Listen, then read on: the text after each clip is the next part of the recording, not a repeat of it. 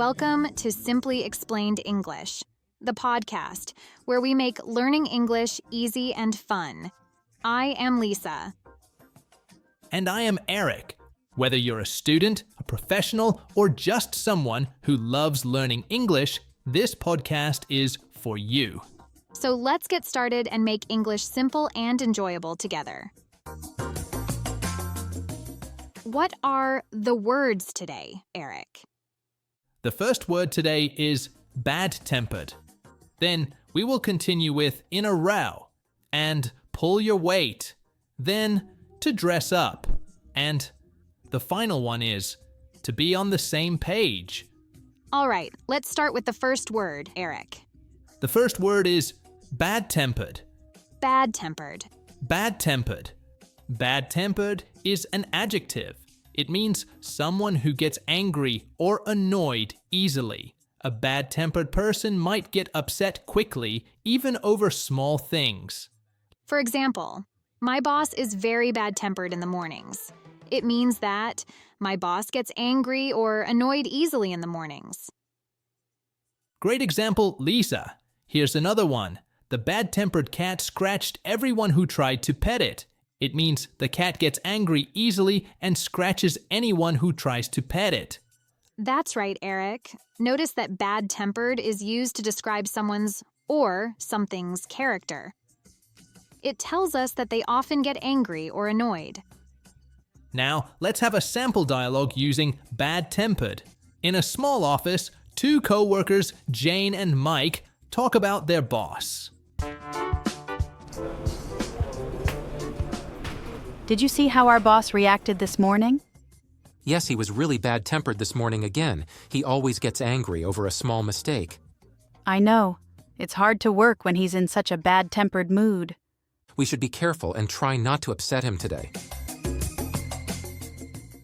That was a useful dialogue to show how bad-tempered can be used in a conversation. Jane and Mike talked about their boss being bad-tempered, which means he gets angry easily. Yes, Lisa, it's important to know that some people can be bad-tempered, and we should try to understand and handle them carefully. Have you ever worked with a bad-tempered person, Eric? Yes, I had a teacher in school who was very bad-tempered. He would get angry if we didn't do our homework perfectly. What about you, Lisa? I had a neighbor who was bad-tempered. He would get upset if anyone made a small noise even during the day. That must have been difficult to deal with.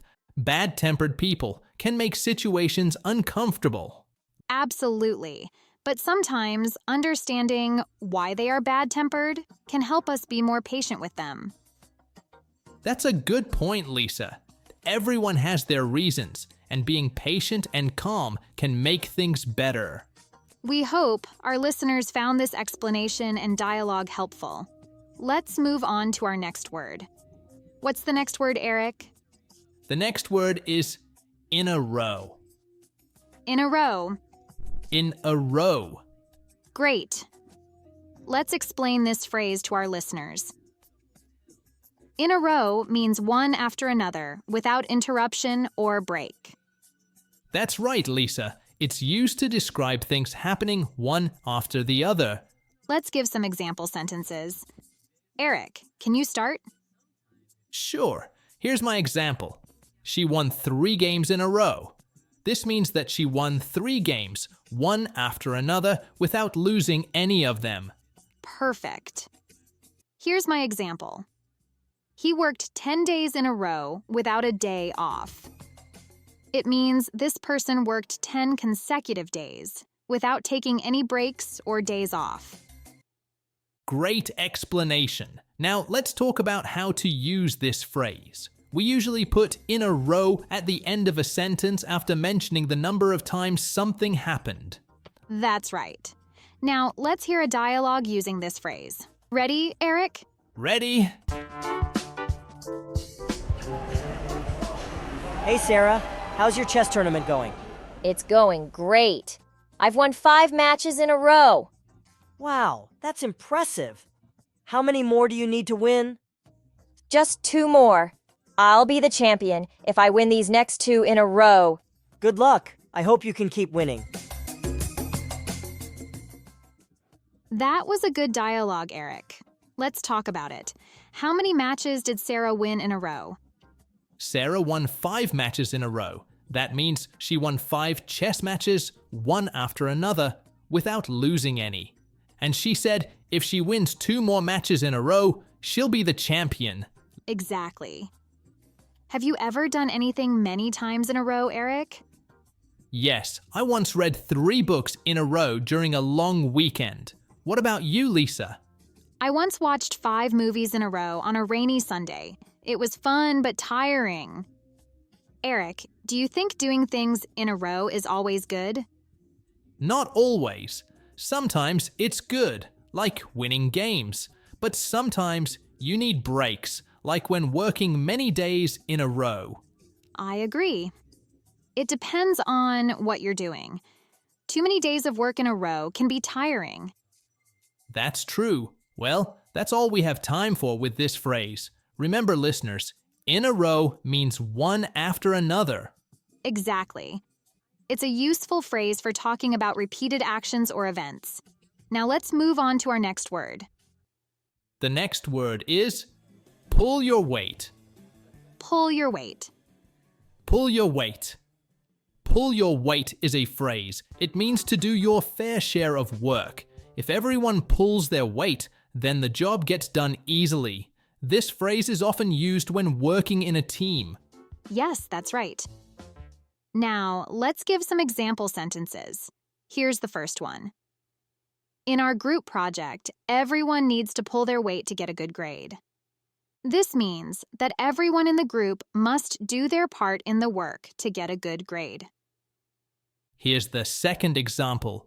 If John doesn't pull his weight at work, he might lose his job. It means that he could get fired if John doesn't do his fair share of the work. Now, let's hear a dialogue using this phrase. Ready, Lisa? Ready. Sarah, can I talk to you about the team project? Sure, what's up? I've noticed you haven't been pulling your weight lately. The others are doing more work. I'm sorry, I didn't realize. I'll try to pull my weight from now on. That's good to hear. Remember, everyone needs to contribute equally for the project to succeed. That was a good dialogue, Eric. Let's talk about it. Why did the manager speak to Sarah? The manager spoke to Sarah because she wasn't pulling her weight on the team project. She wasn't doing her fair share of the work. That's right. And how did Sarah respond? Sarah apologized and promised to pull her weight from then on. She said she would try to do her fair share of work. Exactly. Do you think it's important to pull your weight in a team, Eric? Yes, I do. When everyone pulls their weight, the work gets done faster and better. I agree. It's not fair if some people work hard and others don't. Have you ever been in a situation where someone didn't pull their weight? Yes, once in a school project, one person didn't do much work, and it was frustrating. What about you? I had a similar experience at work. We had to talk to the person and ask them to pull their weight. That can be a difficult conversation. Do you have any tips for pulling your weight, Lisa? I think it's important to understand your tasks, ask for help if you need it, and always try your best. Those are good tips. I'd add that it's important to communicate with your team and let them know if you're having trouble. Great advice. Well, that's all we have time for with this phrase. Remember, listeners, pulling your weight means doing your fair share in a group. Exactly. It's an important phrase for teamwork and cooperation. Now, let's move on to our next word. The next word is to dress up. To dress up. To dress up. To dress up means wearing nice clothes, usually for a special occasion. When you dress up, you wear fancier clothes than you typically wear. Yes, that's right. Let's give some example sentences. My example sentence is, you don't need to dress up to go to the mall. Jeans and a t-shirt are fine. It means it's not necessary to wear fancy clothes. Jeans and a t-shirt are okay. Another example is that children like to dress up as their favorite characters for Halloween. It means that children like to wear costumes to look like their favorite characters for Halloween. All right. Now, let's listen to an example dialogue using dress up. Anna and Tom at home getting ready for a party. Tom, will you dress up for the party tonight? Yes, I will. What about you? I'll dress up too. I can't wait. It's going to be a fun night. Everyone loves to dress up for parties. Yes, it's a great chance to wear something special. That was a good dialogue. It shows how we use dress up when talking about wearing nice clothes for a special occasion. Yes, it does. Lisa, do you like to dress up for special occasions? Yes, I do. I enjoy dressing up for weddings and parties. It's fun to wear something different and special. I agree. Dressing up makes the event feel more important. What's your favorite occasion to dress up for? I love dressing up for Halloween. It's fun to be creative with costumes. How about you, Eric? I like dressing up for New Year's Eve parties. Everyone looks so nice, and it feels like a fresh start for the new year. That sounds wonderful. Dressing up really adds to the excitement of special events. It sure does, Lisa. Well, that's it for the word dress up. Remember, dressing up can make any occasion more special. All right. And now, the next word is our last word today. Could you explain the last word of today, Eric?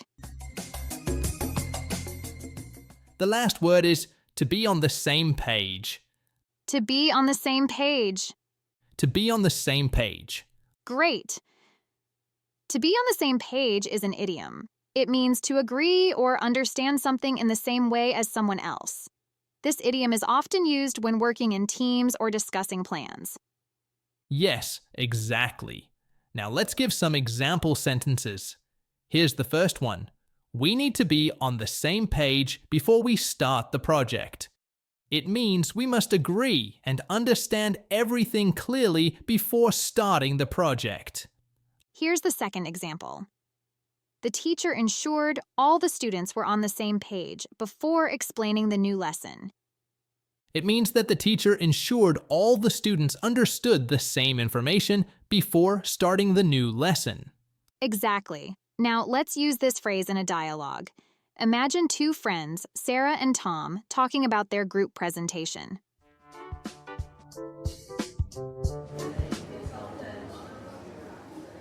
Hi, Tom. Do you think we are ready for the presentation tomorrow?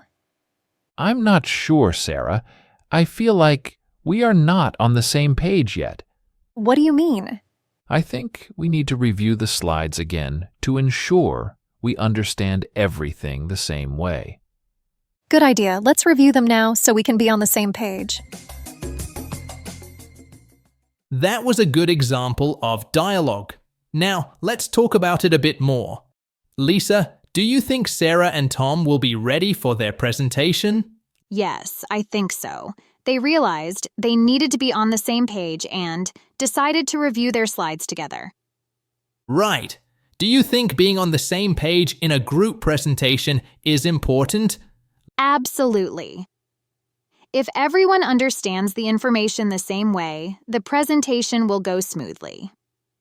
I agree. Have you ever had a situation where people were not on the same page, Eric? Yes, I have. It made the project difficult because we had different ideas. How about you, Lisa? Yes, I have too. It can be confusing, but it's important to talk and make sure everyone understands the same thing. Good advice, Lisa. So remember, everyone, it's important to be on the same page when working in groups or making plans. That's right, Eric. Well, that's all for today's episode of Simply Explained English. We hope you enjoyed learning with us. Remember to practice using the new words and phrases. Thank you for listening, and don't forget to tune in next time for easier and fun English lessons. Until then, keep practicing and stay curious. Bye for now. Bye.